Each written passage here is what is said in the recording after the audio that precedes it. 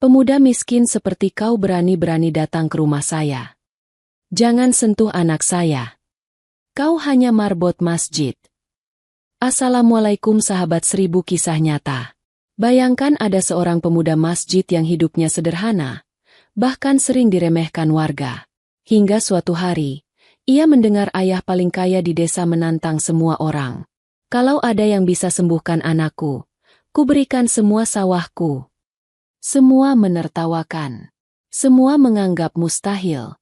Tapi pemuda masjid itu justru datang dengan niat tulus, bukan untuk sawah, tapi untuk menolong. Ia dihina, diusir, dicaci, bahkan dianggap berbahaya. Namun pada malam ketika seluruh desa tertidur, terjadi sesuatu.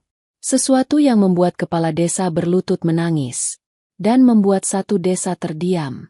Sahabat, sebelum kita mulai ceritanya, mari semuanya untuk like, share, komen dari daerah mana kalian mendengarkan kisah ini, dan bagi pendengar pertama, selamat datang di channel 1000 Kisah Nyata. Jangan lupa subscribe channel ini ya, agar kamu tidak ketinggalan kisah-kisah penuh inspirasi yang menggetarkan hati lainnya. Kami doakan yang sudah like dan subscribe channel ini semoga rezekinya selalu mengalir deras, segala urusan selalu dipermudah, dan doanya semoga diijabah oleh Allah Subhanahu wa Ta'ala. Amin ya rabbal alamin.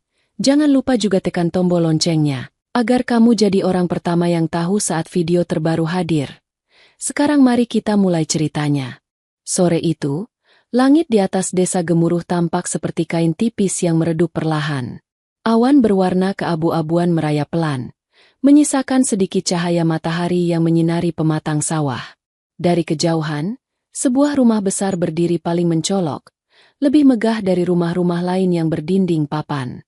Rumah itu milik Pak Kades Wiratma, orang paling kaya sekaligus paling disegani di desa itu.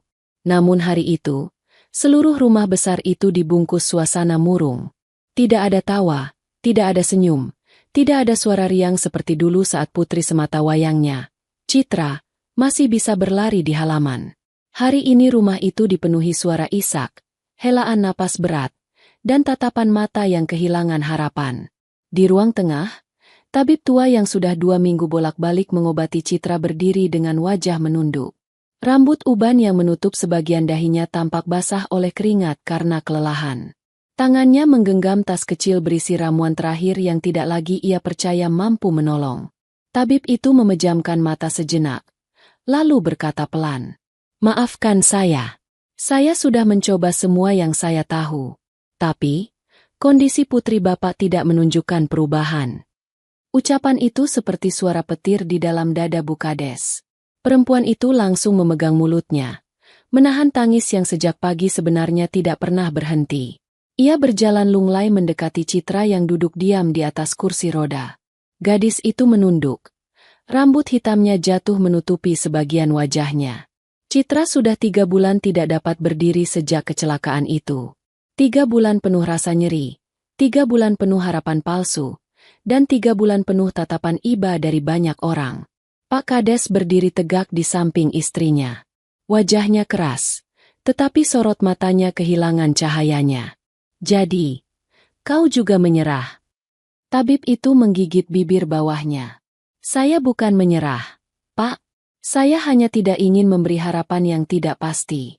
Saya pikir, Bapak perlu mencari orang yang lebih ahli dari saya." Suasana ruang tengah mendadak beku. Tidak ada suara, tidak ada gerakan. Hanya suara detak jam dinding yang terdengar jelas. Tabib itu kemudian membungkuk hormat, mengambil tas kecilnya, dan berjalan pelan menuju pintu. Setiap langkahnya terdengar seperti pukulan yang menampar keputusasaan keluarga itu. Begitu pintu tertutup, ruang tamu kembali tenggelam dalam sunyi. Bu Kades mencengkeram lengan suaminya. "Pak, Citra bagaimana? Dia masih muda. Dia masih ingin sekolah, ingin main dengan teman-teman, ingin hidup seperti anak-anak lain." Citra menekuk bibirnya, menahan air mata yang menggenang. "Ibu, tidak apa-apa. Aku baik-baik saja." Namun kata-kata itu tidak mampu menenangkan siapapun. Pak Kades menarik napas panjang. "Baik bagaimana? Kau tidak bisa berdiri, Nak." Citra mencoba tersenyum, Tetapi senyum itu goyah dan dipenuhi rasa sakit. Ayah, mungkin memang harus sabar dulu. Mungkin Allah sedang menguji kita. Pak Kades menutup mata, dan untuk pertama kalinya hari itu, air matanya jatuh. Ia membalikkan badan, berjalan keluar rumah sebelum tangisnya terlihat oleh putrinya. Di halaman rumah besar itu, beberapa warga duduk di atas tikar menunggu kabar. Mereka sudah 2 minggu membantu menjaga rumah, mengantar makanan, atau sekadar menemani keluarga itu agar tidak merasa sendirian dalam musibah. Begitu pintu terbuka, warga berdiri. Bagaimana, Pak Kades? Tabib bilang apa? Ada kemajuan, Pak. Pak Kades mengepalkan kedua tangannya.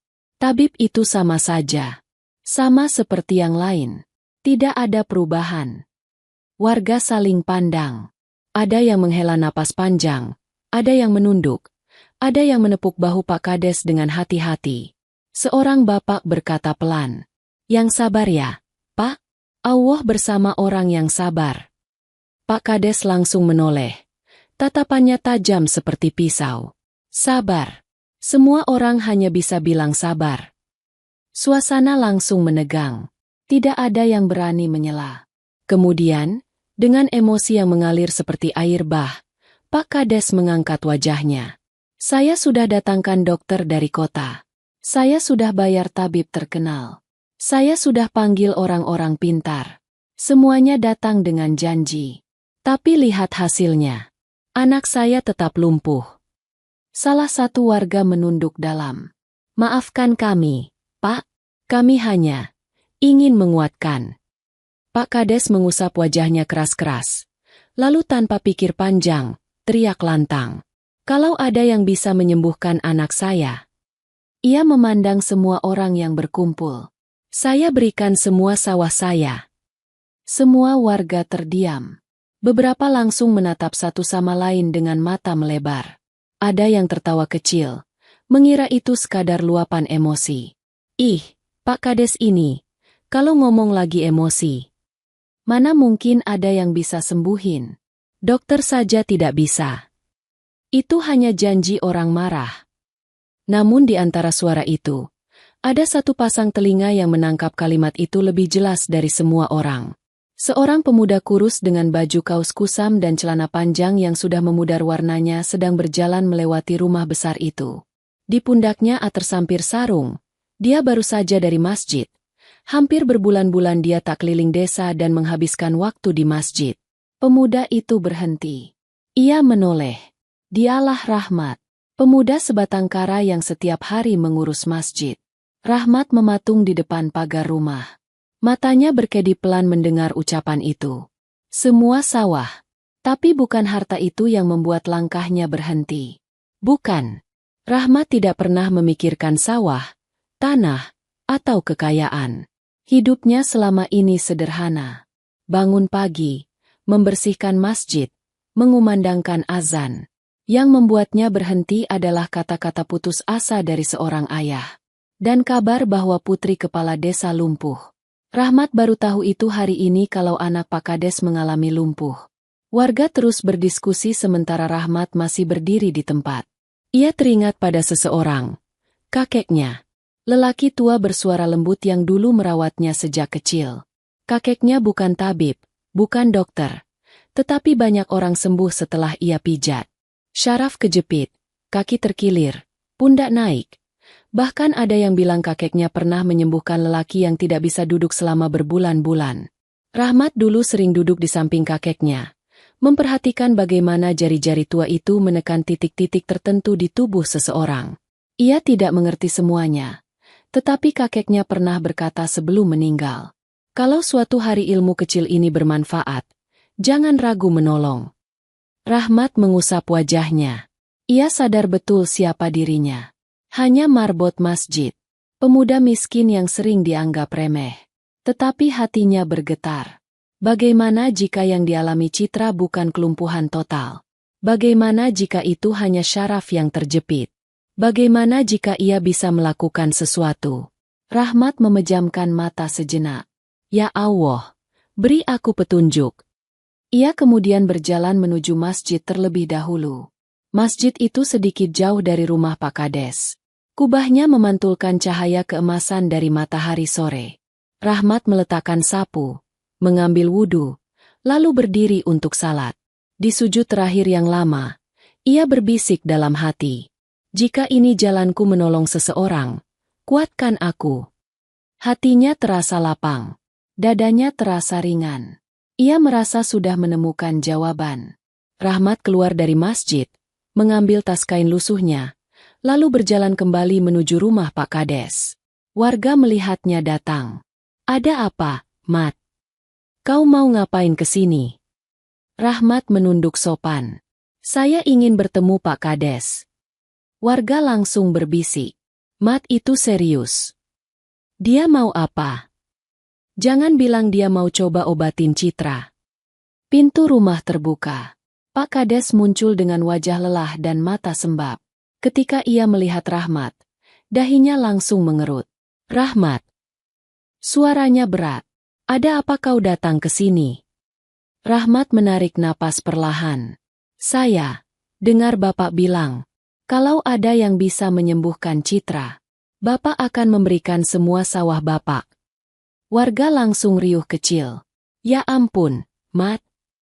Jangan sok-sokan. Kamu itu siapa? Pak Kades memandang Rahmat dari ujung kepala hingga ujung kaki. Kaos lusuh, sandal tipis, tas kain murahan. Dan kau pikir, kau bisa? Nada suara Pak Kades naik.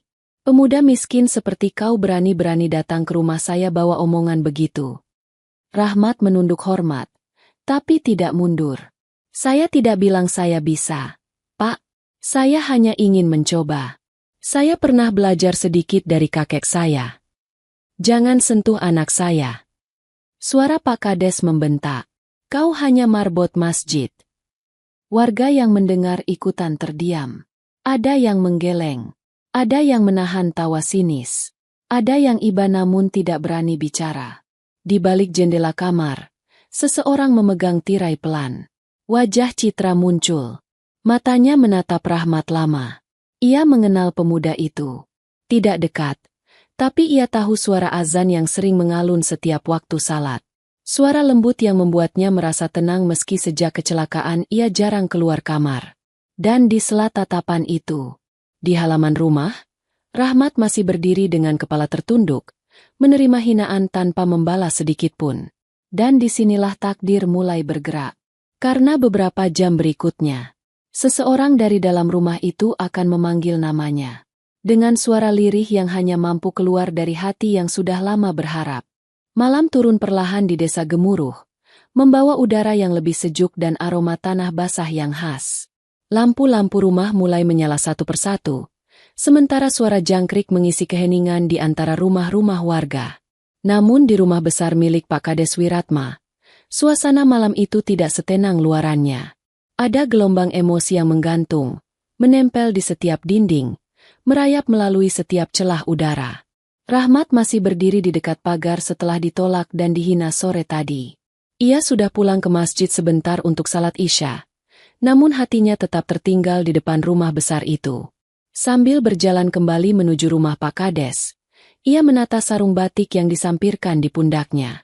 Sarung itulah sahabatnya setiap hari, menemani saat ia menyapu halaman masjid, mengumandangkan azan, atau duduk sendiri menunggu jamaah berdatangan. Sarung itu menjadi bagian dari dirinya, mewakili kesederhanaan dan ketulusan hidupnya. Langkah Rahmat pelan. Ada rasa takut dalam dadanya, tapi ada juga dorongan kuat untuk kembali mencoba bicara dengan keluarga itu. Ia tidak marah atas hinaan sebelumnya. Ia justru merasa harus terus berusaha karena suara dari dalam hatinya menuntun ke arah sana. Namun sebelum Rahmat sempat mendekat, seorang pemuda kampung yang sedang lewat memanggilnya. Mat, kamu masih mau balik ke rumah Pak Kades? Nada suaranya ragu-ragu. Rahmat menatapnya dengan senyum kecil. Iya, saya cuma ingin tanya lagi. Pemuda itu menjilat bibirnya gelisah. Hati-hati. Tadi sore Pak Kades marah sekali. Orang marah itu kadang bicara kasar tanpa pikir panjang. Rahmat hanya mengangguk. Ia sudah tahu itu. Ia sudah merasakannya secara langsung. Tapi hatinya tetap ingin berjalan ke sana. Di dalam rumah, Citra duduk sendirian di kamarnya yang remang. Lampu meja menerangi sebagian wajahnya, membuat bayangan jatuh di pipi dan lehernya. Ia memandangi kedua kakinya yang terkulai, tidak bergerak sedikit pun. Sudah berkali-kali ia mencoba mengangkat jari kakinya. Berkali-kali pula ia gagal. Tangannya gemetar saat menyentuh lututnya sendiri. Hidupku, sampai kapan begini? Ia menarik selimut tipis, merapatkan ke arah perutnya, mencoba memanaskan tubuh yang terasa dingin bukan karena udara, tetapi karena rasa takut. Lalu pikirannya melayang pada pemuda yang tadi sore dihina ayahnya. Marbot masjid. Pemuda dengan wajah sederhana dan mata lembut. Pemuda yang berdiri tanpa membantah meski ditertawakan warga. Suara Pak Kades masih terngiang saat mengusir Rahmat. Pemuda miskin sepertimu berani jadi tabib. Citra menghela napas panjang. Ia memejamkan mata, dan suara dalam mimpinya kembali terdengar. Mimpi itu begitu jelas. Ia seperti sedang duduk di lantai masjid, dan seseorang menyentuh kakinya. Sentuhan itu terasa hangat, terasa menyatu dengan tubuhnya, seolah mengalirkan harapan melalui kulitnya. Wajah dalam mimpi itu samar tapi sangat mirip Rahmat. Citra membuka mata. Ada sesuatu yang mendorongnya dari dalam dada. Sesuatu yang tidak bisa ia tahan. Ia menggigit bibir, menatap pintu kamarnya, lalu memanggil pelan. Ibu. Tidak ada jawaban. Ia memanggil lagi. Ibu, tolong kemari. Beberapa detik kemudian pintu kamar terbuka. Bu Kades masuk dengan wajah lelah dan mata sembab. Ada apa, Nak? Citra menatap ibunya dengan mata yang penuh kegelisahan. Ibu, aku ingin bicara. Bu Kades duduk di samping putrinya dan mengusap rambutnya pelan. Citra masih sakit. Istirahat saja. Jangan memikirkan hal aneh-aneh. Citra menggeleng keras. Aku ingin bertemu Rahmat. Bu Kades langsung menegang. Rahmat, maksudmu, pemuda yang tadi itu? Citra mengangguk. Ayah mungkin tidak percaya. Warga juga tidak percaya. Tapi, aku bermimpi tentang dia. Bu Kades terdiam. Ia bukan orang yang mudah percaya pada mimpi. Tapi melihat air mata di sudut mata putrinya membuat hatinya goyah. Anakku, mimpi kadang hanya bayangan pikiran kita. Tidak, Bu. Mimpi itu berbeda. Citra memegang tangan ibunya erat. Aku merasa dia bisa membantu. Aku ingin bertemu dia. Tolong panggilkan dia. Malam ini. Bu Kades menahan napas. Ia tahu suaminya tidak akan suka. Pak Kades sudah terlalu kecewa dan marah untuk menerima pemuda seperti Rahmat. Namun saat Citra menatap dengan mata memohon, hati seorang ibu tidak bisa menolak. Baik, Nak. Ibu panggilkan dia. Tapi ayahmu. Jangan beritahu ayah dulu. Bu Kades mengangguk pelan, lalu berdiri. Begitu pintu kamar tertutup, Citra memejamkan mata, menahan degup jantungnya yang semakin cepat. Ia sendiri tidak paham dari mana keberanian itu datang. Ia hanya merasa Rahmat harus berada di sini malam ini. Di halaman, Rahmat berdiri memandangi lampu rumah besar itu. Ia sedang mengumpulkan keberanian untuk mengetuk pagar ketika seseorang memanggil dari dalam. Rahmat. Ia menoleh. Bu Kades berdiri di dekat pintu teras, memanggilnya dengan suara pelan agar tidak terdengar oleh Pak Kades yang sedang berada di ruang belakang rumah. Rahmat langsung menghampiri. Iya, Bu. Ada apa? Bu Kades melihat pakaian Rahmat. Pemuda itu memakai kaos sederhana, celana panjang polos, dan sarung batik yang disampirkan rapi di pundaknya. Sarung itu tampak bersih dan menjadi satu-satunya benda paling rapi yang ia miliki. Aura pemuda itu terlihat tenang dan bersih, meski tubuh dan wajahnya sederhana. Bu Kades menunduk sebentar sebelum berkata, "Kemarilah lewat dapur. Jangan lewat pintu depan." Rahmat langsung terkejut. "Bu, saya tidak ingin membuat masalah." "Tidak apa-apa. Citra ingin bertemu denganmu." Rahmat membeku. Wajahnya tampak bingung, bahkan sedikit takut. "Bertemu saya?" "Ya." Masuk, tapi jangan bersuara keras. Rahmat menelan ludah, lalu mengikuti Bukades melewati sisi rumah menuju pintu dapur belakang. Aroma masakan yang masih menggantung di udara menyambut langkahnya. Dapur itu luas dan sangat rapi dibandingkan dapur rumah-rumah warga biasa. Rahmat melepas sandalnya sebelum masuk. Sarung di pundaknya ia pegang erat, seolah sarung itu memberi keberanian. Langkah mereka pelan. Bukades menuntunnya menyusuri lorong panjang yang remang. Rumah ini begitu besar, namun malam ini terasa seperti labirin sunyi. Mereka berhenti di depan pintu kamar Citra. Bukades mengetuk pelan. "Citra, ibu sudah membawa Rahmat." Suara dari dalam terdengar lirih, namun jelas. "Masuk, Bu." Bukades membuka pintu, dan Rahmat berdiri di belakangnya, tidak berani mengangkat wajah. Citra menatap ke arah pintu. Matanya membesar, dipenuhi rasa terkejut dan harapan yang bercampur jadi satu. "Rahmat." Suara itu begitu pelan, namun membuat seluruh tubuh Rahmat seperti diguncang. Ia menunduk hormat. "Saya datang, Nona." Citra tersenyum tipis. "Saya tidak ingin memanggilmu untuk hal yang memalukan. Saya memanggilmu karena saya merasa kamu bisa membantu." Rahmat mengangkat wajahnya perlahan. Tatapan itu membuat hatinya berdebar. Ia belum pernah sedekat ini dengan gadis sematawayang kepala desa. Gadis yang banyak dipuji warga sebagai yang paling cantik dan paling anggun. Citra melanjutkan. "Aku mimpi tentangmu semalam. Mimpi yang aneh, tapi sangat jelas. Dalam mimpi itu, kamu menyentuh kakiku, dan aku bisa berdiri." Rahmat terdiam. Ia tidak tahu harus berkata apa. Citra menelan ludah. Suaranya bergetar. "Aku ingin kamu mencoba. Meski orang lain tidak percaya, aku ingin percaya." Ruangan hening. Hanya suara napas mereka bertiga yang terdengar. Rahmat menunduk dalam-dalam. "Izinkan saya mencoba. Dengan izin Allah, saya akan lakukan yang saya bisa." Dan malam itu, tanpa sepengetahuan Pak Kades, tanpa satupun warga yang menyadari, takdir diam-diam mulai bergeser. Malam itu menjadi malam pertama Rahmat memeriksa kaki Citra. Dengan sarung di pundaknya, tangan gemetarnya menyentuh perlahan pergelangan kaki gadis itu. Dan perubahan yang tak disangka-sangka mulai terjadi dari titik sentuhan itu. Lampu kecil di kamar Citra menyala redup, menciptakan cahaya hangat yang memantul lembut di dinding berwarna krem. Malam semakin larut, namun suasana kamar itu justru terasa semakin hidup. Bukan karena suara atau keramaian, melainkan karena napas tiga manusia yang bersiap memasuki sebuah langkah yang belum pernah mereka bayangkan sebelumnya. Rahmat duduk di kursi kecil yang disiapkan Bukades. Sarungnya masih tersampir di pundak, menyisakan aroma masjid yang menenangkan seolah mengikuti kemanapun ia pergi. Tangan Rahmat terlihat ragu saat diletakkan di pangkuannya, seperti masih menimbang apakah dirinya pantas menyentuh kaki seorang gadis bangsawan desa. Di sisi lain, Citra berada di kursi rodanya. Ia menarik napas panjang beberapa kali.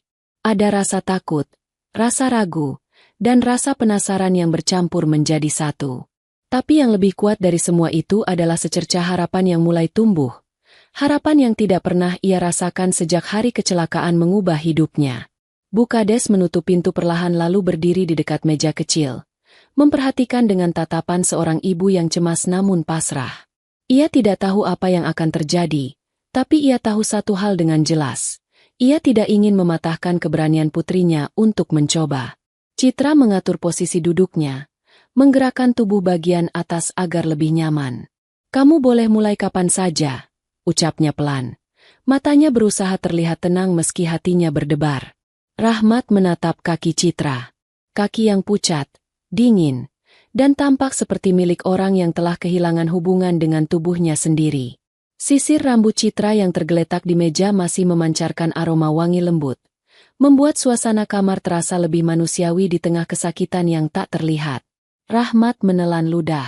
"Izinkan saya memegang pergelangan kakimu dulu. Saya ingin tahu bagian mana yang paling tidak merespons." Citra mengangguk. "Aku siap."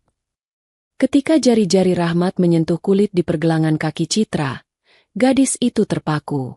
Sentuhan itu berbeda dari yang sebelumnya ia rasakan dari dokter atau tabib. Sentuhan itu bukan hanya tekanan fisik, tetapi sesuatu yang mengalir pelan seperti ketenangan yang dibawa oleh suara azan saat sore hari. Rahmat menunduk. Matanya fokus. Ia mulai menekan titik tertentu di sisi pergelangan kaki, lalu bergerak sedikit ke arah tulang kering. Gerakannya pelan dan teratur, seolah mengikuti pola yang sudah ia hafal sejak lama. Citra mengerutkan kening. Ada rasa, seperti geli, tapi bukan geli. Seperti. Ia berhenti karena bingung menjelaskan. Rahmat mengangguk pelan. Itu berarti syarafmu masih hidup. Hanya aliran sarafnya tidak sampai ke bawah. Citra membuka mata lebar-lebar. Jadi, aku belum benar-benar lumpuh. Rahmat tidak menjawab langsung. Ia hanya menatap titik lain di kaki Citra. Saya belum bisa pastikan. Tapi dari respon yang saya rasakan, ada kemungkinan besar kaki ini hanya mengalami cedera syaraf yang sangat berat. Bu Kades memegang dadanya. Matanya menyala penuh harapan. Astaga, kalau benar begitu. Rahmat mengangkat tangan agar Bu Kades berhenti bicara terlalu keras. Saya baru memeriksa sedikit, Bu. Masih terlalu dini untuk memastikan. Tapi saya akan coba pelan-pelan, dengan cara yang diajarkan kakek dulu. Citra tersenyum samar. Kamu membuatku merasa, mungkin ada cahaya baru. Suasana menjadi hening lagi saat Rahmat kembali menekan beberapa titik lain. Citra menahan napas, merasakan sensasi aneh yang mulai mengalir dari paha ke lutut, seperti serabut tipis yang bergetar pelan. Namun tiba-tiba, "Au!" Citra mengerang kecil. Rahmat segera melepaskan tekanan. Maaf, terlalu keras. Citra menggigit bibir, tetapi ia tidak marah. Teruskan. Aku ingin tahu batasnya. Rahmat mengangguk, meski tampak tidak suka membuat gadis itu kesakitan. Ia melanjutkan dengan hati-hati, menekan titik yang lain, tetapi dengan kekuatan lebih lembut. Citra menghela napas panjang saat rasa nyeri mulai mereda berganti dengan rasa hangat samar yang menjalar. Selama beberapa menit, yang terdengar hanyalah suara pernapasan mereka. Rahmat terus bekerja tanpa banyak bicara, menekuk tangannya, memutar jari, dan mencari titik-titik yang sejak kecil diajarkan kakeknya memiliki hubungan langsung dengan tungkai bawah. Pada satu titik, Rahmat berhenti mendadak. Tangan kirinya terangkat ke udara. Matanya menatap sebuah area kecil di dekat lutut Citra. Citra menelan ludah. Ada apa? Rahmat mengusap bagian itu perlahan. Gerakannya setengah ragu setengah percaya. Bagian ini terasa lebih keras daripada seharusnya. Citra mengerutkan dahi. Aku dulu jatuh, dan lututku menghantam batu. Rahmat memejamkan mata, mencoba membayangkan posisi jatuhnya. Itu bisa menjelaskan kenapa syarafnya terhimpit. Kalau benar, kita harus lakukan terapi di area atas dulu, bukan di bawah. Citra mengangguk pelan. Berarti apa yang kamu lakukan baru permulaan. Betul, jawab Rahmat. Ia menarik napas dalam, lalu menatap Citra dan Bu Kades bergantian. Besok malam saya datang lagi. Tapi harus lewat dapur seperti sekarang. Saya tidak ingin memancing amarah Pak Kades. Bu Kades menunduk. Ibu yang akan jaga. Ayahmu. Hatinya masih berat menerima sesuatu yang tidak ia pahami. Citra meremas roda kursi rodanya. Rahmat, aku percaya padamu. Kalimat itu, keluar begitu jujur dan lembut, membuat Rahmat terdiam. Tidak ada orang yang pernah mengatakan hal seperti itu padanya. Tidak ada yang pernah menatapnya dengan keyakinan seperti itu. Setelah beberapa detik, Rahmat menunduk dalam. Terima kasih. Saya akan datang esok malam. Kita lanjutkan perlahan. Citra tersenyum kecil. Aku akan menunggu. Rahmat berdiri, melangkah mundur beberapa langkah. Sarung di pundaknya terjatuh sedikit. Lalu ia rapikan kembali. Bu Kades membawanya keluar melewati lorong belakang dan pintu dapur. Angin malam menyambut wajahnya begitu pintu terbuka. Di bawah temaram cahaya bulan, Rahmat berdiri agak lama, merasakan udara masuk ke dadanya. Ada sesuatu yang berubah dalam dirinya malam itu. Sesuatu yang tidak ia sadari sebelumnya, tetapi kini terasa sangat jelas. Keberanian yang tumbuh dari keyakinan seseorang. Dan dari balik jendela kamar Citra, sepasang mata melihat Rahmat pergi hingga menghilang di tikungan jalan. Mata itu bukan hanya berharap, tapi juga merasakan sesuatu yang baru, sesuatu yang belum pernah ia rasakan sebelumnya. Malam pertama itu mengubah segalanya. Dan besok malam, hal yang lebih besar akan terjadi. Malam berikutnya datang dengan udara dingin yang menusuk lembut. Angin berhembus melewati pepohonan di belakang rumah Pak Kades, membuat daun-daun bergesekan seperti bisikan halus yang menyertai langkah Rahmat. Ia berjalan perlahan. Sarung batik yang tersampir di pundaknya bergoyang mengikuti irama langkahnya. Dari kejauhan, cahaya rumah besar itu terlihat seperti mercusuar yang menuntun orang tersesat. Meski bagi Rahmat, cahaya itu justru mengantar ketegangan yang mulai merayap ke dadanya. Hari ini warga desa sudah mulai membicarakan Rahmat.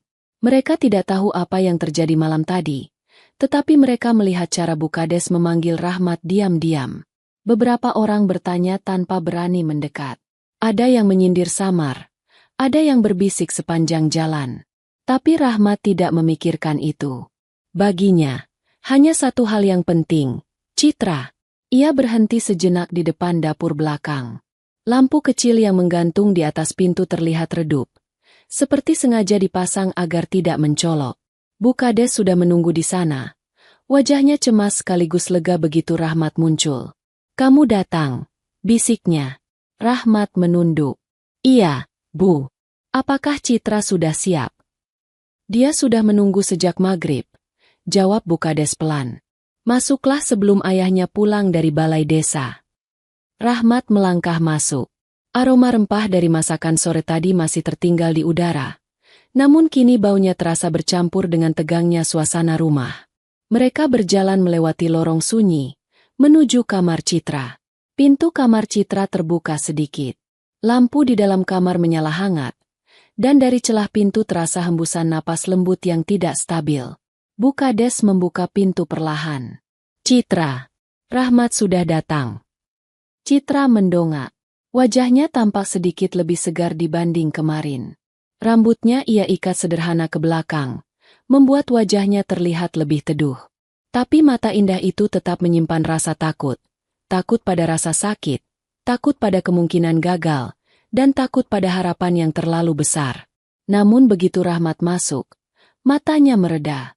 Seolah kehadiran pemuda marbot itu membawa kesunyian yang mampu mengimbangi badai kecemasan di hatinya. Rahmat menunduk. "Assalamualaikum." "Waalaikumsalam," jawab Citra. Suaranya lembut tapi bergetar kecil. Ia langsung menatap ke arah kaki Citra tanpa banyak bicara. Ia sudah tahu apa yang harus dilakukan malam ini. Apa yang ia temukan malam kemarin masih menggantung di kepala. Bagian yang lebih keras di atas lutut Citra, area yang menjadi kunci. Jika malam ini ia ingin melanjutkan terapi, ia harus menyentuh bagian itu lagi, dan lebih dalam. Rahmat duduk di kursi. Sarungnya ia tarik lebih rapat agar tidak jatuh. Lalu ia meletakkan kedua tangannya di pangkuan beberapa detik untuk menenangkan diri. "Citra," ucap Rahmat perlahan. "Malam ini mungkin lebih sakit dari kemarin. Kalau kamu tidak sanggup, bilang saja." Citra menatap kaki sendiri. "Aku sudah mempersiapkan diri sejak tadi. Lakukan saja yang perlu dilakukan." Bu Kades berdiri di sudut ruangan. Kedua tangannya meremas kain gamisnya. Rasa cemasnya mengalir dari ujung rambut sampai telapak kaki. Rahmat menaruh kedua tangannya di area atas lutut Citra. Sentuhan pertama membuat Citra menahan napas. Rahmat mendekat sedikit, menggerakkan jari-jarinya mengikuti pola yang pernah diajarkan kakeknya. Awalnya terasa biasa. Lalu, Citra mengerang pelan. Rahmat berhenti. "Sakit." Citra mengangguk. "Sedikit." Rahmat menarik napas panjang. Ini baru permulaan. Ia menekan area itu dengan cara berbeda. Bukan sekadar tekanan, tetapi tekanan dengan arah yang mengikuti jalur syaraf, Gerakan memutar yang ritmenya hanya diketahui oleh orang yang pernah belajar teknik itu. Dan saat itu terjadi. Aarg! Jeritan Citra pecah. Tubuh Citra terangkat sedikit dari kursi rodanya. Tangannya refleks mencengkram lengan sandaran dengan kuat. Rahmat langsung melepas tangan. Wajahnya pucat. Bukades menutup mulut. Hampir berlari mendekat. Citra! Namun Citra mengangkat tangan. Menahan ibunya agar tidak menghentikan. Enggak. Apa-apa. Teruskan. Rahmat. Rahmat terdiam. Bagian terdalam hatinya ingin berhenti. Ia tidak tahan melihat gadis itu menahan rasa sakit seperti itu. Tapi Citra menatapnya dengan mata yang penuh keyakinan. Mata yang memohon agar ia tidak menyerah. Dengan berat hati, Rahmat mengembalikan tangannya ke titik itu. Kamu pasti kuat. Tahan sedikit lagi. Citra mengangguk kecil. Rahmat menekan lagi, lebih tepat dari sebelumnya. Dan jeritan kedua itulah yang menggetarkan seluruh rumah. Ah! Citra hampir terjatuh ke samping jika tidak memegang roda kursinya dengan kuat. Kakinya bergetar hebat seperti tersengat arus. Air mata mengalir deras di pipinya tanpa bisa ia tahan. Namun, bersamaan dengan rasa sakit itu, kaki aku, panas, lirih Citra. Sakit, tapi panasnya aneh, seperti bergerak dari lutut ke betis.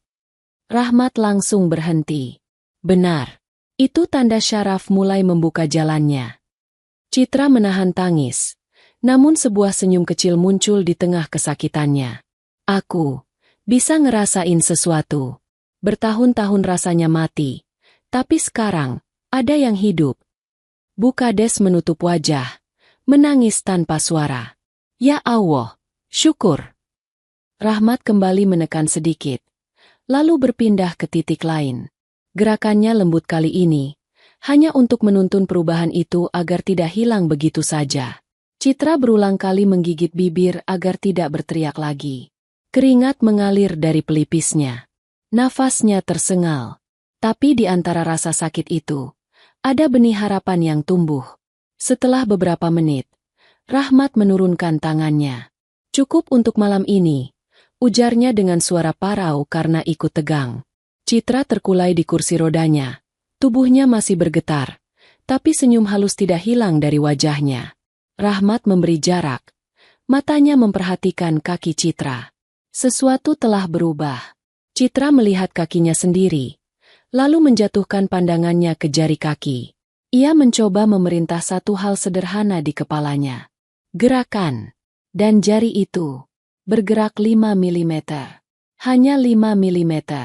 Namun 5 mm itu membuat 3 hati pecah dalam keharuan. Aku lihat, bisik Rahmat. Aku juga lihat, lirih Bukades. Citra menutup mulut dengan kedua tangannya. Aku benar-benar bisa ngerakin. Rahmat tidak dapat menahan senyum lega. Walau kecil, itu adalah mukjizat malam itu. Malam pun menjadi saksi. Dan pergerakan kecil itu akan menjadi awal dari badai yang akan mengguncang seluruh desa. Besok malam, terapi ketiga akan dimulai. Dan desa belum tahu bahwa mereka sedang menilai orang yang salah. Desa Gemuruh selalu tenang setiap malam. Namun malam setelah terapi kedua itu berbeda. Suara jeritan Citra yang memecah udara semalam ternyata tidak hanya terdengar di dalam rumah. Sebagian warga yang kebetulan masih berada di teras rumah masing-masing sempat mendengar suara itu, walaupun samar. Keributan kecil pun mulai menyebar sejak pagi berikutnya. Semalam, kamu dengar teriakan dari rumah Pak Kades. Dengar, seperti suara Citra. Tabib lain datangnya. Tidak ada tabib. Semalam cuma Rahmat yang dipanggil diam-diam. Dan sejak nama Rahmat disebut, gosip kecil berubah menjadi gelombang besar. Rahmat itu siapa berani-beraninya sentuh anak Pak Kades? Jangan-jangan dia menyiksa anak itu. Pemuda miskin begitu kok sok-sok jadi tabib. Di masjid saja pekerjaannya. Warga yang belum tahu apa-apa ikut mengangguk, menelan mentah-mentah cerita yang belum tentu benar. Bahkan beberapa pemuda mulai kesal tanpa alasan. Saya lihat Rahmat jalan ke rumah Pak Kades pakai sarung di pundak. Gaya macam apa? Kalau nanti Citra makin parah gimana? Ah, salahnya Bu Kades percaya orang seperti itu. Cerita terus berkembang, dan pada akhirnya, sampai juga di telinga sosok yang paling tidak boleh mendengarnya, Pak Kades. Siang itu, Pak Kades pulang lebih cepat dari balai desa. Wajahnya tegang begitu melihat beberapa warga berkumpul di depan rumah, terlihat gelisah. Begitu ia turun dari motor tuanya, beberapa warga menghampirinya. Pak, maaf, kami cuma ingin memberitahu. Kemarin malam, ada suara teriak dari dalam. Ada apa sebenarnya, Pak? Pak Kades mengernyit. Teriakan apa? Seorang ibu-ibu dengan kerudung lusuh maju sedikit. Tadi malam, ada suara Citra kesakitan. Kami kira tabib datang lagi. Tapi ternyata yang datang itu Rahmat. Wajah Pak Kades langsung berubah. Rahmat. Pemuda marbot masjid itu, Pak. Wajah Pak Kades yang sudah tegang menjadi merah padam. Dia apa? Ibu itu menjawab cepat. Kami tidak lihat jelas, tapi sepertinya dia menyentuh kaki Citra. Sampai Citra menjerit. Pak Kades mengangkat tangan agar warga tidak bicara lagi.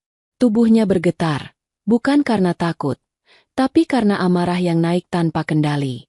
Rahmat, pemuda miskin itu, yang kemarin ia hina, yang berani datang dan sok menawarkan bantuan. Dan sekarang, dia menyentuh anak perempuannya tanpa izin. Pak Kades berjalan cepat masuk rumah tanpa menunggu warga bicara lagi. Tapi sebelum masuk, ia berkata dengan suara keras.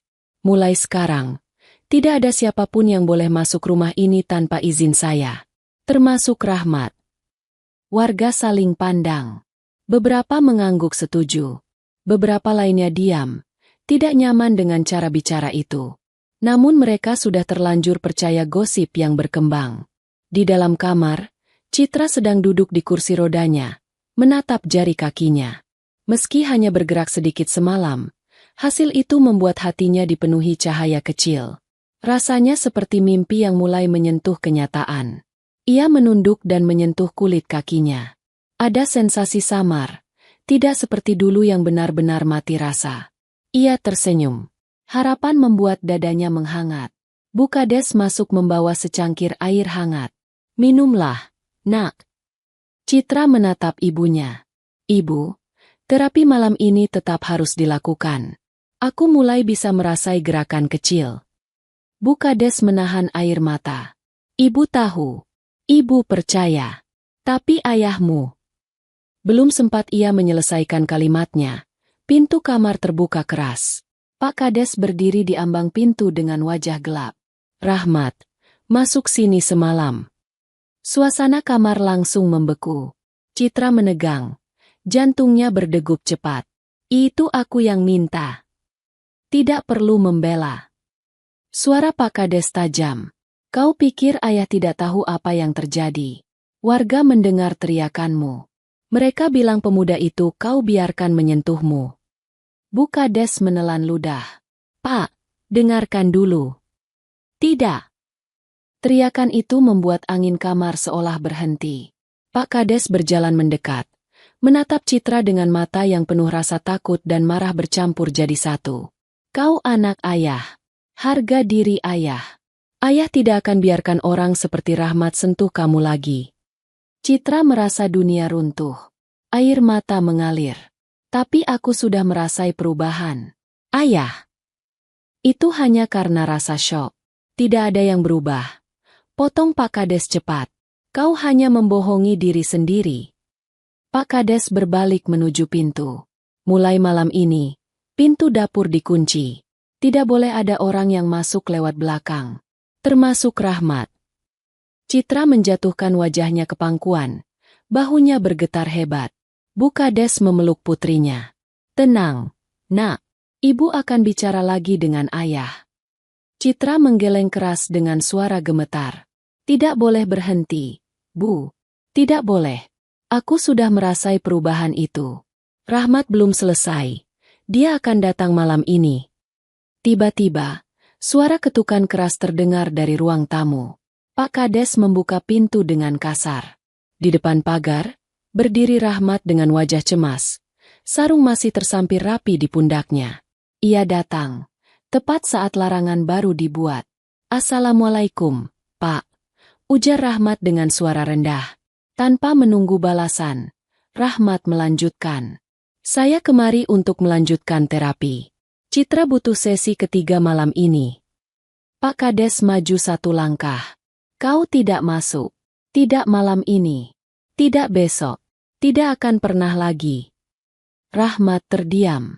"Pak, ini demi Citra." "Diam." Pak Kades menunjuk tepat ke dada Rahmat. "Kau membuat anakku jerit semalam. Kau kira aku tidak dengar cerita warga? Jangan pernah dekat rumahku lagi." Pintu langsung ditutup keras di depan wajah Rahmat. Dan pemuda itu berdiri di luar pagar. Membeku dalam kesunyian. Sementara di dalam kamar, Citra memanggil namanya pelan. "Rahmat." Yang hanya terdengar oleh ibunya. Malam itu, pintu tertutup. Terapi terhenti. Sakit kembali menguasai kaki Citra. Dan warga semakin salah menilai Rahmat. Namun takdir belum selesai. Karena esok malam, situasi memaksa semua orang membuka mata. Malam merambat pelan di atas desa Gemuruh, meninggalkan bayang-bayang panjang di setiap sudut rumah. Suasana desa yang biasanya damai kini tampak berbeda. Ada kegelisahan yang bergelayut di antara dedaunan. Ada suara angin yang terasa seperti membawa bisikan tak sedap.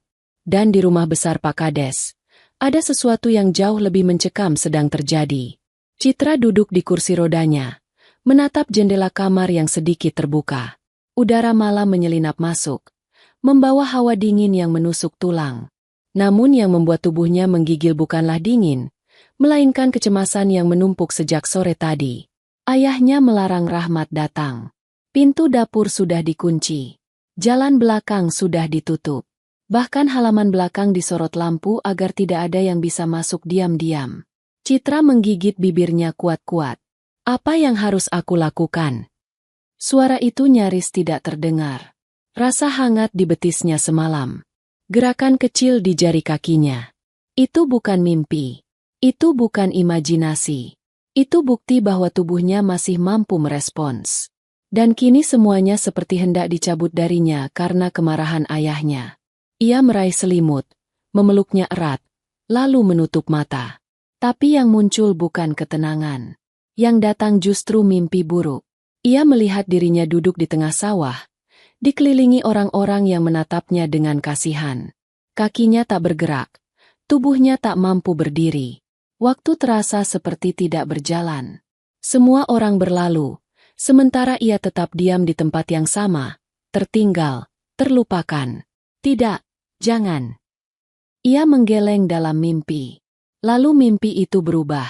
Ia berada di depan masjid. Rahmat berdiri cukup jauh, memandangnya dengan mata yang tidak menghakimi. Dalam mimpi itu, satu-satunya suara yang memanggilnya keluar dari kegelapan adalah suara Rahmat. "Citra, kamu tidak sendirian." Tiba-tiba ia terbangun dengan keringat mengalir di dahi. Jantungnya berdegup seperti hendak pecah. Nafasnya memburu tanpa kendali. Ia tidak bisa menunggu. Tidak malam ini. Tidak esok. Tidak setelah semua yang terjadi pada tubuhnya. Ia harus bertemu Rahmat. Di luar rumah, Rahmat duduk di tangga masjid, memegang sarungnya yang disampirkan di pundak. Cahaya lampu masjid yang kuning redup memantulkan bayangan wajahnya yang sedang resah. Ia belum pulang sejak pintu rumah Pak Kades dibanting di depan wajahnya. "Mungkin aku salah. Mungkin memang bukan tempatku di sana," bisiknya pelan. Tapi suara itu segera digantikan oleh ingatan akan pergerakan kecil jari Citra. Gerakan itu nyata. Harapan itu nyata. Dan tekadnya kembali tumbuh. Rahmat menatap langit. "Ya Allah, kalau ini jalan yang Engkau bukakan, jangan biarkan aku mundur." Tiba-tiba ia mendengar langkah seseorang mendekat.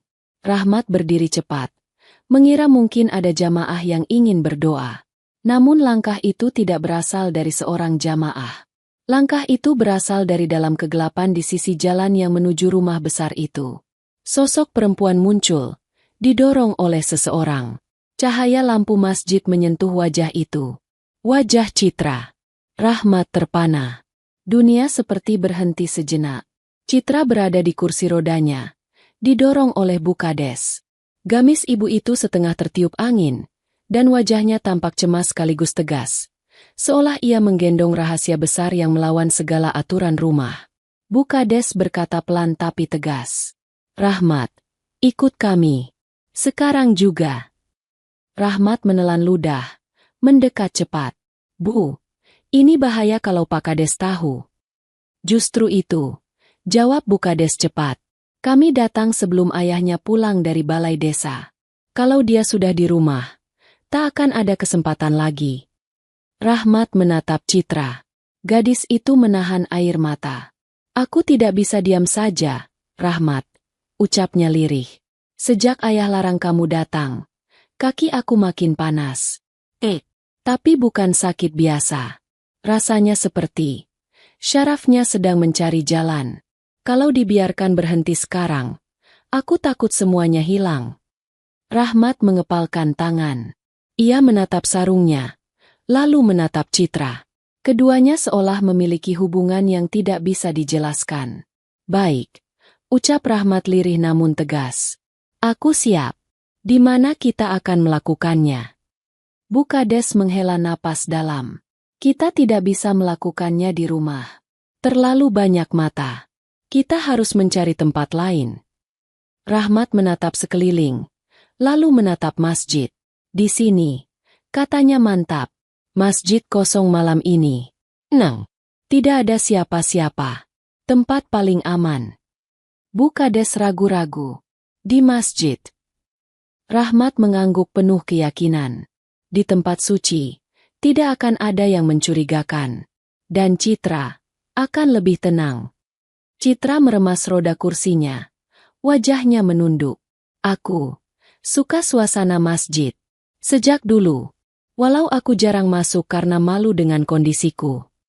Rahmat memegang pegangan kursi roda itu dengan lembut. "Mari, kita masuk." Masjid desa malam itu dipenuhi cahaya lembut dari lampu gantung yang menggantung rendah. Karpet hijau yang membentang panjang terasa dingin dan wangi, bekas dicuci 2 hari lalu oleh Rahmat sendiri.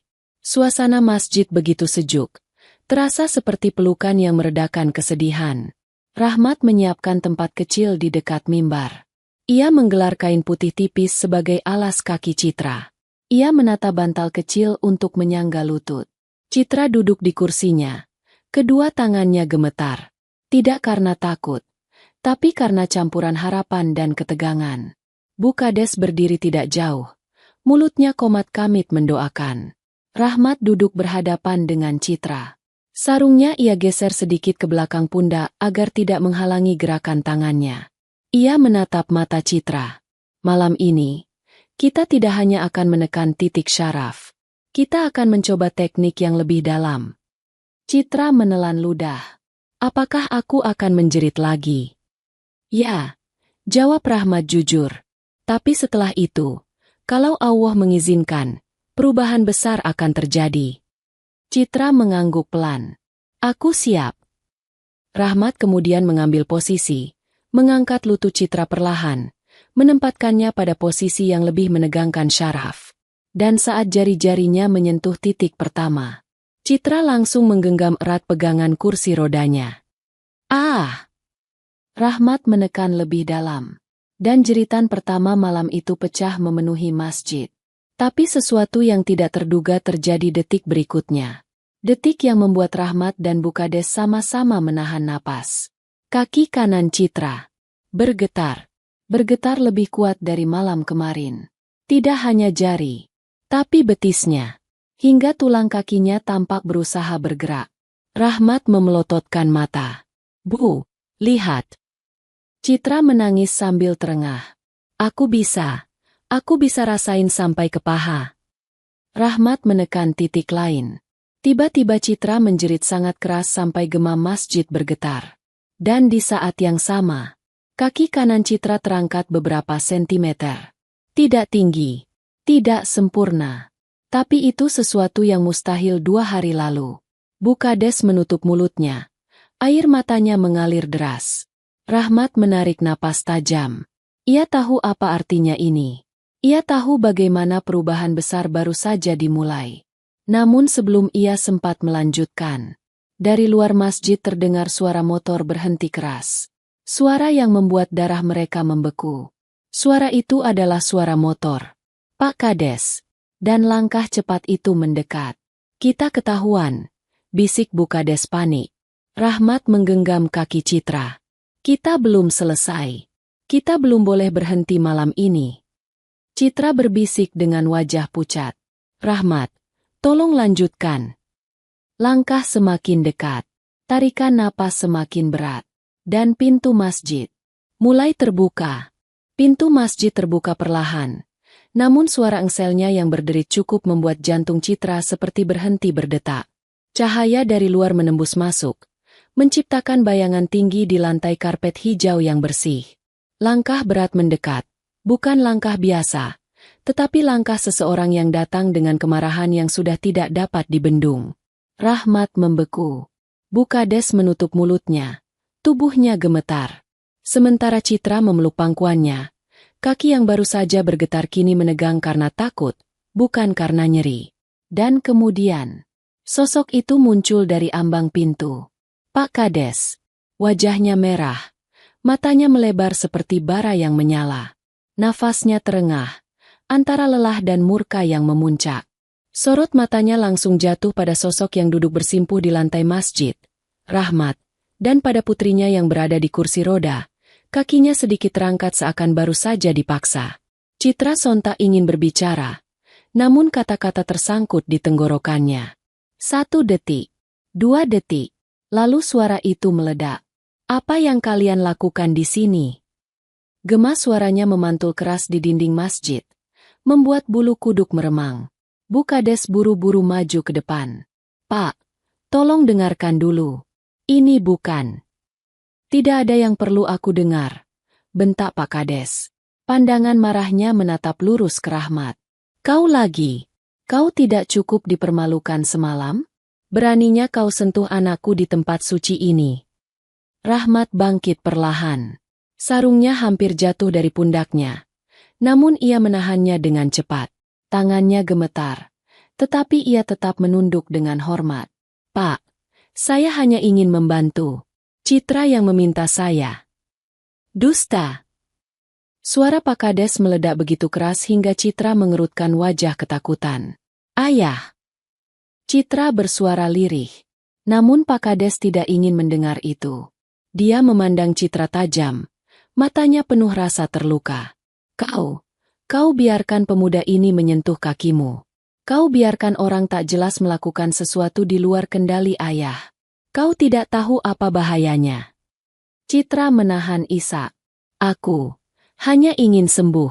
Ayah tidak mengerti. Pak Kades melangkah cepat menuju Rahmat. Wajahnya sangat dekat dengan wajah Rahmat. Jaraknya tidak lebih dari 2 genggaman tangan. Rahmat menelan ludah. Namun ia tidak bergerak. Tatapannya tidak melawan. Matanya tidak menantang. Ia justru terlihat sedih. Bukan karena hinaan, tapi karena keadaan ini menyakiti Citra. Saya tidak berniat buruk, Pak. Ucap Rahmat dengan suara pelan. Saya hanya ingin membantu. Karena saya percaya syaraf Citra belum sepenuhnya mati. Malam ini buktinya. Pak Kades mendorong bahu Rahmat dengan kuat. Diam. Jangan sebut nama anakku dengan mulutmu. Rahmat terseret beberapa langkah ke belakang, namun tidak jatuh. Citra menjerit kecil. Ayah, jangan sakiti dia. Pak Kades berbalik cepat. Citra, kau tidak tahu apa yang kau lakukan. Pemuda ini bisa saja membuat lukamu bertambah parah. Kau bisa lumpuh seumur hidup. Rahmat menunduk dalam. Kalau itu terjadi, saya yang akan bertanggung jawab, Pak. Kalimat itu membuat Pak Kades berhenti. Kau bertanggung jawab. Nada suaranya mengejek penuh penghinaan. Kau, marbot masjid yang hidupnya saja tidak jelas? Kau pikir kau siapa? Rahmat meremas sarungnya di pundak. Itu bukan soal siapa saya, Pak. Tapi soal apa yang saya lihat malam ini. Kaki Citra. Belum sempat ia menyelesaikan kalimatnya. Pak Kades menegakkan tubuh. Keluar. Rahmat membeku. Keluar sekarang dari masjid ini. Ulang Pak Kades lebih keras. Dan jangan pernah dekat dengan anakku lagi. Aku larang. Suara itu tidak hanya tajam. Itu suara seorang ayah yang putus asa, yang takut kehilangan anak satu-satunya. Namun sebelum Rahmat melangkah pergi, suara lirih memecah ruangan. Ayah, dia benar. Pak Kades menoleh. Citra mengangkat tangan yang bergetar. Kaki aku bergerak lagi. Malam ini lebih jauh dari semalam. Aku benar-benar merasainya. Suara itu membuat Rahmat menunduk dalam, menahan emosi yang naik ke tenggorokannya. Namun reaksi Pak Kades justru sebaliknya. Ia menutup telinganya dengan satu tangan. Tidak, kau hanya halusinasi. Itu bukan bukti apapun. Ayah. Citra menangis. Pak Kades maju lagi ke arah Rahmat. Kali ini wajahnya bukan hanya marah, tapi takut. Takut akan sesuatu yang tidak ia pahami. Sekali lagi aku bilang, keluar dari sini. Rahmat mengangguk perlahan. Sebelum ia pergi, ia membungkuk hormat kepada Citra. Saya minta maaf. Malam ini belum selesai. Tapi saya akan kembali kalau kamu butuh saya. Citra menahan napas. Air mata mengalir deras. Rahmat, jangan pergi. Tapi ia tetap melangkah. Ia berjalan perlahan keluar masjid. Sarung di pundaknya bergoyang pelan, menggambarkan langkah seseorang yang mencoba tetap tegar meski hatinya tengah diremukan. Saat pintu masjid hampir tertutup, Bu Kades memanggil pelan. Rahmat, maafkan kami. Rahmat mengangguk tanpa menoleh. Tidak apa-apa, Bu. Saya tidak marah. Saya hanya sedih. Dan pintu itu tertutup. Di dalam masjid, Citra menangis tanpa suara. Tubuhnya menggigil, bukan karena dingin, tetapi karena kehilangan harapan yang baru saja tumbuh. Pak Kades memegang kepalanya, seperti sedang dihantui rasa takut yang tidak ia mengerti. Bu Kades mendekati suaminya. Pak, lihat anak kita. Dia berubah. Dia merasainya. Pak Kades menggeleng keras. Aku lebih percaya tabib, dokter, siapapun, tapi bukan Rahmat. Citra memicingkan mata sambil menggenggam betisnya. Ayah, nanti kau lihat sendiri. Pak Kades tidak menjawab. Malam itu, tidak ada siapapun yang bisa tidur. Tidak Rahmat, tidak Citra, tidak Bu Kades, dan bahkan tidak Pak Kades yang tiba-tiba mulai merasa takut. Entah oleh apa, oleh kenyataan, atau oleh penyesalan yang mulai muncul dari dasar hatinya. Namun besok malam, ketika semua orang larut dalam ketegangan, kondisi Citra tiba-tiba memburuk. Dan itu membuat Pak Kades mau tak mau kembali memanggil satu nama yang ia benci seharian. Nama itu adalah Rahmat. Hujan turun sejak sore, membuat malam terasa lebih dingin dari biasanya. Rintik-rintik air jatuh ke atap masjid, menciptakan suara yang menekan sunyi, seakan mengingatkan bahwa sesuatu sedang menunggu untuk pecah. Warga sudah kembali ke rumah masing-masing. Lampu-lampu jalan yang redup memantulkan kilau basah di tanah yang becek. Namun di rumah besar Pak Kades, tidak ada suara selain desahan napas panik. Citra duduk di kursi rodanya dengan tubuh sedikit membungkuk. Wajahnya pucat, keringat dingin mengalir dari pelipisnya. Nafasnya tidak beraturan, kadang cepat, kadang terhenti seolah menahan sesuatu yang tidak sanggup ia lawan. Bu Kades menopang bahu putrinya. Citra, nak, apa yang kau rasakan? Citra menggeleng lemah. Kakiku, panas sekali, sampai paha, lalu turun lagi, tapi rasanya seperti ditusuk. Ia mencengkram lengan ibunya keras. Tubuhnya bergetar hebat. Bu Kades memeluk kepala putrinya. Ya Allah, apa yang terjadi? Pak Kades mondar-mandir di kamar. Wajahnya tegang. Sejak pertengkaran di masjid tadi, ia memaksa dirinya percaya bahwa larangannya adalah yang terbaik. Bahwa Rahmat tidak boleh lagi mendekat. Bahwa terapi itu hanya akan membuat keadaan lebih parah. Namun ketika melihat wajah putrinya kini memucat dan tubuhnya melemas, hatinya mulai pecah. Ayah, Tolong, ujar Citra lirih. Suaranya hampir hilang. Rasanya seperti kakiku mau copot. Ayah. Pak Kades berhenti berjalan. Ia tersentak. Untuk pertama kalinya, ia benar-benar ketakutan. Bu, panggilkan bidan, teriaknya. Cepat. Bu Kades berlari keluar, namun kembali beberapa menit kemudian dengan wajah lebih pucat. Pak, bidan sedang di rumah kelahiran warga. Tidak bisa datang. Pak Kades meremas kepalanya. Aduh, Allah. Citra menahan napas. Lututnya kejang. Ayah, sakit, sekali. Pak Kades mendekatinya. Bertahan, nak. Ayah di sini. Ayah tidak akan biarkan kau terluka. Citra membuka mata setengah. Suaranya gemetar, namun jelas. Ayah, panggil Rahmat. Pak Kades tersentak mundur, seolah disambar petir. Apa? Citra menghembuskan napas berat, nyaris pingsan. Aku tahu tubuhku. Ini bukan sakit biasa. Syarafnya bergerak, mencari jalan, seperti yang dia bilang. Kalau berhenti tiba-tiba, bisa bahaya. Kalimat itu seperti pisau yang menancap tepat ke dada Pak Kades. Bu Kades mendekat. Pak, kita tidak punya waktu. Anak kita bisa lumpuh permanen kalau syarafnya membalik tiba-tiba. Pak Kades memelototkan mata.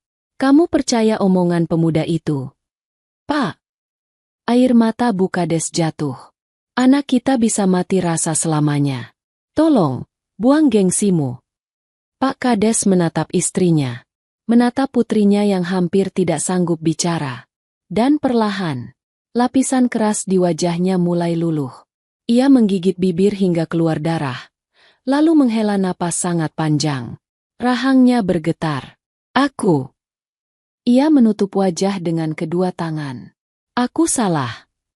Citra menahan air mata. Ayah. Pak Kades mengusap matanya cepat. Lalu berdiri. Setengah berlari menuju teras rumah. Hujan mulai deras. Mengubah jalan menjadi kubangan. Namun ia tidak memikirkan basah atau dingin. Ia hanya memikirkan satu nama. Satu nama yang ia hina. Ia maki. Ia usir dari tempat paling suci. Nama itu kini menjadi harapan terakhir. Rahmat. Teriakannya menggema di bawah hujan deras. Rahmat, di mana kau? Tidak ada jawaban. Hanya suara hujan menghantam tanah. Pak Kades berlari ke arah masjid. Pintu masjid tertutup, tetapi cahaya lampu masih menyala. Dengan nafas terengah, ia menggedor pintu keras-keras. Rahmat, kalau kau masih di sini, keluar. Aku butuh kau. Pintu masjid terbuka perlahan. Rahmat berdiri di dalam. Sarungnya masih tersampir di pundak basah oleh cipratan hujan. Wajahnya terlihat lelah, namun matanya tetap teduh. Pak Kades terhenti. Keduanya saling menatap. Beberapa detik itu terasa sangat panjang bagi seorang ayah yang menelan harga diri demi keselamatan anak. Rahmat tidak berkata apa-apa. Ia hanya menunduk pelan. Sikap hormat seorang pemuda yang tidak menyimpan dendam. Pak Kades membuka mulut dengan suara yang tidak pernah ia gunakan seumur hidup. Saya, mohon. Rahmat terkejut. Pemuda itu menatap Pak Kades lama. Apa yang terjadi pada Citra, Pak? Tanyanya perlahan. Pak Kades menunduk dalam. Keadaannya memburuk. Syarafnya bergerak sendiri. Aku tidak tahu apa yang terjadi. Tapi dia memanggil namamu. Suara itu pecah pada akhir kalimat. Rahmat tidak menunggu. Tanpa berkata apa-apa, ia mengambil sarungnya lebih erat. Lalu berlari keluar masjid menuju rumah besar itu. Dengan hujan mengguyur tubuhnya. Pak Kades ikut berlari di belakangnya. Terengah menyusul langkah pemuda yang jauh lebih ringan. Di kamar, Citra hampir tidak dapat membuka mata. Nafasnya pendek-pendek. Kakinya seperti berdenyut dari dalam, memberi rasa sakit yang tidak bisa ia tahan. Begitu pintu kamar terbuka, Rahmat muncul dalam keadaan basah kuyup. Citra, ujarnya cepat sambil berlutut di samping kaki gadis itu. Saya di sini. Kita lanjutkan. Tahan sebentar saja. Citra membuka mata dan tersenyum tipis meski bibirnya bergetar. Rahmat. Rahmat langsung mengangkat lutut Citra sedikit. Sentuhannya cepat namun terkontrol. Berbeda dari malam sebelumnya. Kamu dengarkan saya, Citra. Suaranya rendah dan tegas. Syarafmu belum stabil. Kita tidak boleh menunggu 1 detik pun. Kalau tidak diarahkan, syaraf itu bisa putus. Pak Kades memegang dinding agar tidak jatuh. Wajahnya penuh penyesalan. Rahmat memulai tekanan pertama. Dan jeritan Citra menggema lagi. Tapi kali ini berbeda. Jeritan itu disertai gerakan kaki yang lebih kuat dari sebelumnya. Betisnya melonjak kecil. Pahanya bergetar kuat. Dan jari kakinya bergerak spontan. Rahmat melanjutkan teknik kedua. Citra menangis. Bu Kades menangis. Pak Kades ikut bergetar. Kemudian, suara kecil terdengar dari lutut Citra. Krak. Semua orang panik. Bu Kades menjerit. Pak Kades hampir pingsan. Namun Rahmat berkata cepat. Itu dia. Ini tanda yang kita tunggu. Citra menggigit bibir. Air matanya bercucuran. Lalu, kaki Citra perlahan menurun. Dan bergerak ke samping. Gerakan yang tidak pernah terjadi selama 3 bulan. Rahmat meneteskan air mata tanpa sadar. Bu Kades jatuh bersimpuh sambil memuji Allah. Pak Kades menutup wajah dengan kedua tangannya. Menangis keras. Citra membuka mata. Tangan gemetarnya meraih paha kanan. Aku bisa gerak. Ayah. Pak Kades terduduk di lantai. Ia menangis seperti anak kecil. Ia menggeleng sambil memukul dadanya. Ayah hampir menghancurkanmu. Ayah hampir menghancurkan harapanmu. Maafkan ayah. Citra menangis dan memeluk ayahnya. Rahmat menunduk. Tidak ingin terlihat menangis. Malam itu, seluruh dunia mereka berubah. Dan Pak Kades, dengan tubuh basah karena hujan dan air mata, berlutut di depan Rahmat. Saya salah menilaimu. Tapi perjalanan belum selesai. Karena esok malam, Citra akan mengalami perubahan paling besar dalam hidupnya. Perubahan yang akan membuat satu desa terdiam melihatnya berjalan. Fajar belum terbit. Langit masih gelap. Dan angin dingin dini hari menyelinap masuk melalui celah jendela kamar Citra. Namun di dalam kamar itu, suasana justru terasa hangat. Hangat oleh harapan yang semalam kembali hidup. Hangat oleh air mata penyesalan. Hangat oleh kebersamaan yang nyaris patah oleh kesalahpahaman. Citra tidur dengan kepala bersandar di bahu ibunya. Nafasnya pelan namun stabil. Jauh lebih baik dibanding malam tadi. Bu Kades duduk di sampingnya tanpa tidur sedetik pun. Sesekali ia mengelus rambut putrinya sambil memandang wajah gadis itu dengan penuh rasa syukur. Di sudut ruangan, Pak Kades duduk bersandar di dinding. Wajahnya sembab, matanya merah. Ia tidak ingat kapan terakhir kali ia menangis kasarnya malam itu. Mungkin saat ibunya meninggal dulu. Namun air mata yang keluar semalam bukan air mata duka, melainkan penyesalan yang menghujam dari dalam dada. Ia menatap Rahmat yang tertidur di kursi kecil dekat pintu. Sarungnya masih tersampir rapi di pundaknya, setengah basah oleh hujan yang belum sempat mengering. Pemuda itu tertidur dalam posisi duduk, tubuhnya miring sedikit.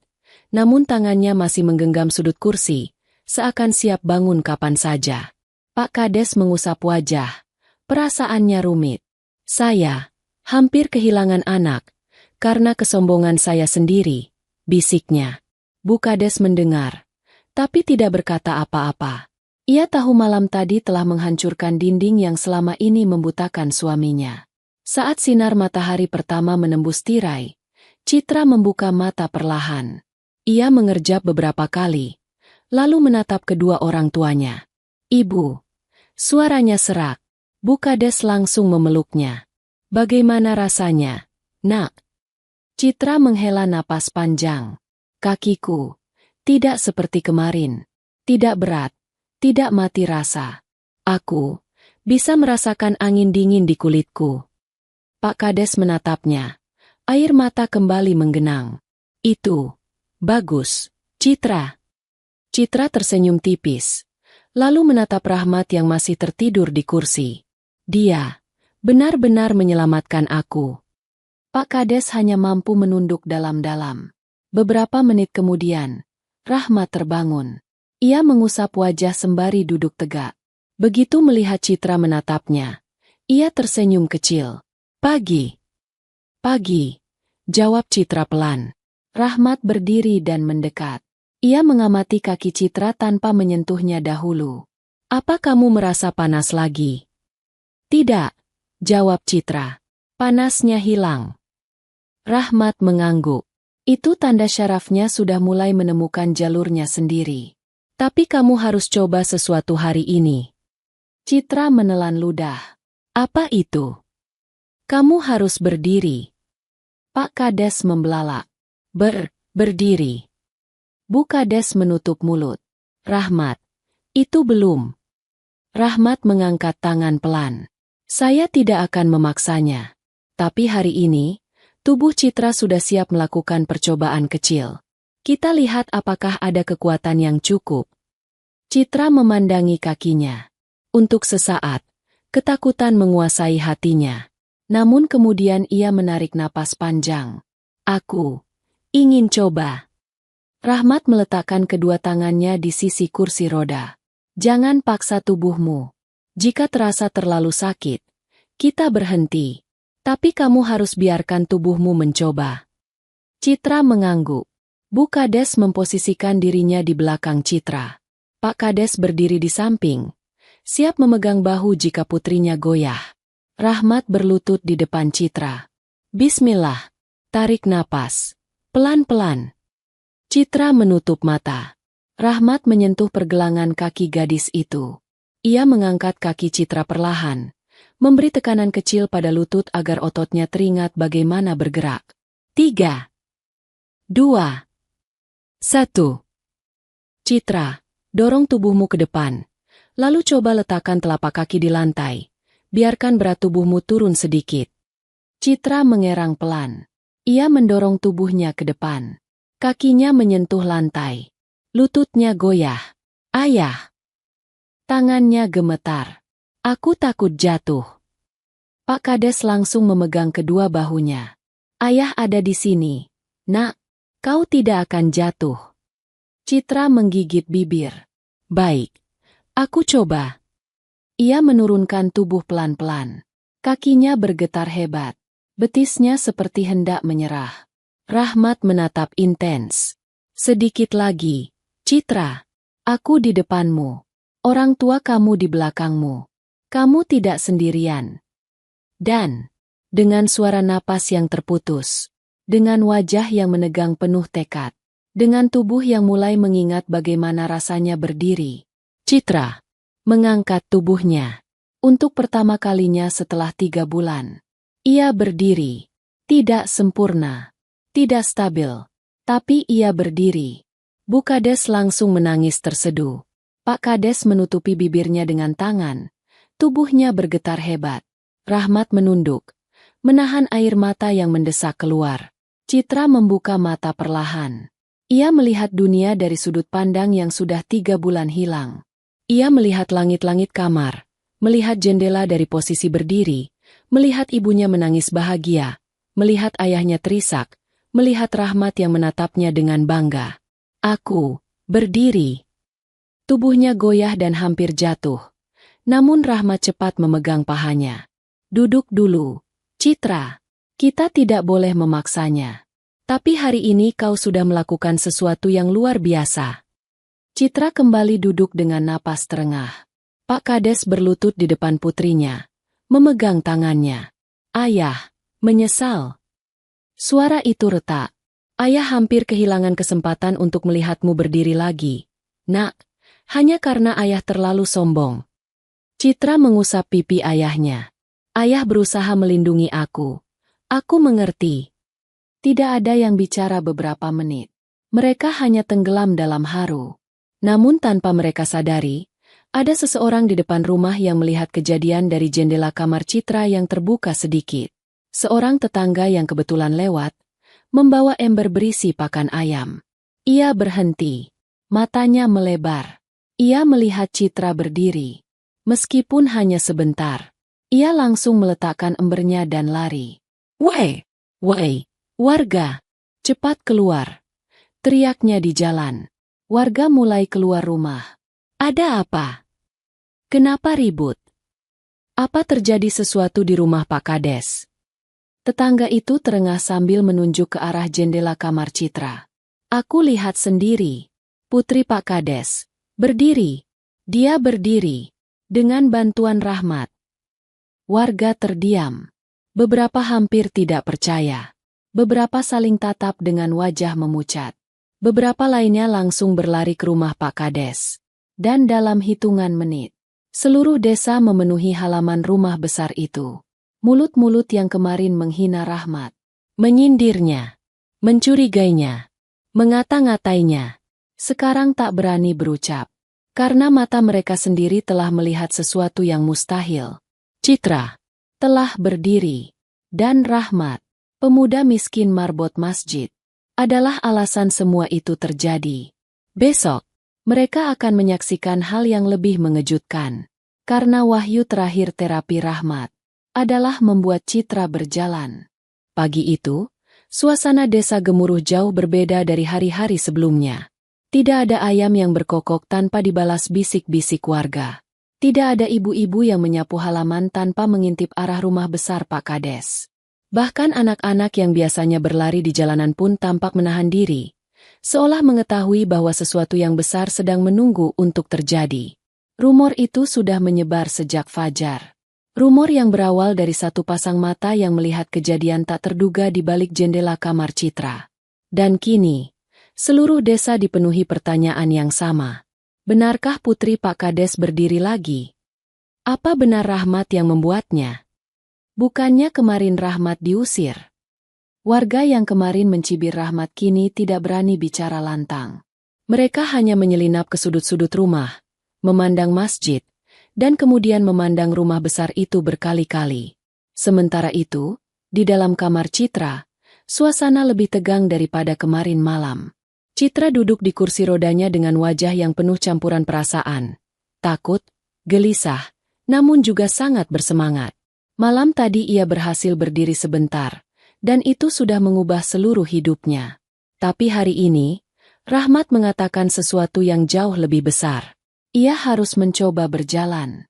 Bu Kades berdiri di samping putrinya, memegang tangannya lembut. "Nak, kalau kamu tidak kuat, bilang ya. Tidak perlu memaksa." Citra mengangguk pelan. "Tapi aku ingin coba, Bu. Ini pertama kalinya. Aku merasa seperti aku masih punya masa depan." Bu Kades menutup mulut, menahan tangis agar tidak pecah. Pak Kades berdiri lebih jauh, dekat pintu. Ia tidak seperti biasanya. Pagi ini wajahnya tidak keras, tidak penuh gengsi, dan tidak penuh amarah. Wajah itu kini tampak lebih manusiawi, lebih lembut, lebih menunduk dengan seluruh penyesalan yang semalam menamparnya keras. Ia menunduk. "Kalau kamu tidak siap, ayah tidak memaksa, Nak." Citra memandang ayahnya lama. "Justru karena ayah percaya, aku jadi berani." Pak Kades langsung mengusap wajahnya. Ia tidak tahu kapan terakhir kali anaknya berbicara dengan suara sekuat itu. Lalu pintu diketuk pelan. Bu Kades membuka pintu, dan Rahmat masuk. Rahmat muncul dengan pakaian yang sedikit lebih rapi dari biasanya. Kaosnya bersih. Sarung batiknya tersampir rapi di pundaknya. Tapi meski ia berusaha tampil lebih pantas, kerendahan hati itu tetap memancar dari wajahnya. "Assalamualaikum," ucapnya. "Waalaikumsalam," jawab Pak dan Bu Kades hampir bersamaan. Rahmat menatap Citra, dan gadis itu tersenyum lemah. "Kamu siap?" "Ya." Rahmat mengangguk pelan. "Baik," ucapnya. "Hari ini kita coba sesuatu yang mungkin akan membuatmu menangis. Tapi ingat, aku ada di sini. Kita lakukan perlahan, tidak terburu-buru." Citra memegang sandaran kursi, bersiap.